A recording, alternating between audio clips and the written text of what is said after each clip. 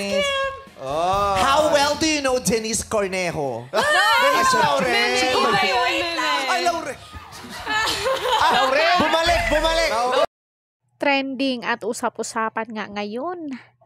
Vice ganda, aksidenteng nabanggit ang pangalan ni Denise Cornejo sa harap mismo ni Bong Navarro dahil nga sa It's Showtime ay may ka-look-alike ni Denise Laurel na si Denise Laurel ay isang judge doon sa segment.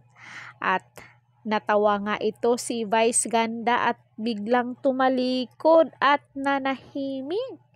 So stay tuned mga marites, talasan ang pandinig kung ano ang reaksyon ni Bong Navarro dito.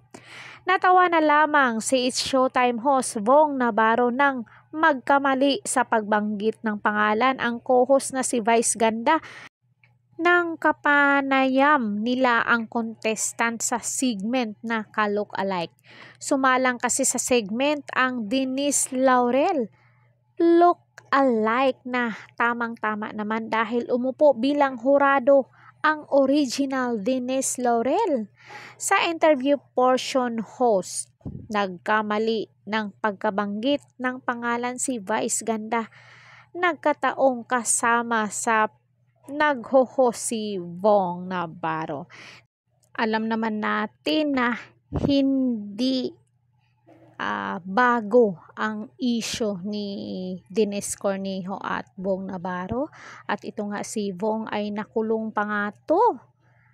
Dahil ipinakulong siya ni Denise Cornejo sa panggagahasa sa kanya at dawit din dito ang negosyanteng si Cedric Lee. How well do you know Denise Cornejo? Tanong ni Vice ganda na ikinabigla rin niya. Laurel ang pinag-uusapan, pabirong sabi ni Bong. Kuya Bong, yakapin mo ako sa harapan nilang lahat. Pabirong bawi na lang ni Denise. Matatandaang si Denise ang nag-akusa ng panggagahasa kay Bong noong 2024 at matapos ang halos isang dekada napawalang sala si Bong at guilty naman sina Denise at Cedric Lee sa kasong serious illegal detention laban sa kanila. So, anong say nyo dito mga marites? Diba? Nakakagulat. Hindi naman sinasadya yun ni Vice na mabanggit at ma-recall yung mga pangyayari sa isip ni Bong Navarro. So, aksidente lang yun at hindi sinasadya. So, comment down kayo dyan mga marites kung anong say nyo dito. Don't forget to like, share, and subscribe. Kung bago pa lang kayo dito, hit the notification bell para updated kayo lagi sa mga latest chika dito sa Showbiz Caridad Official TV.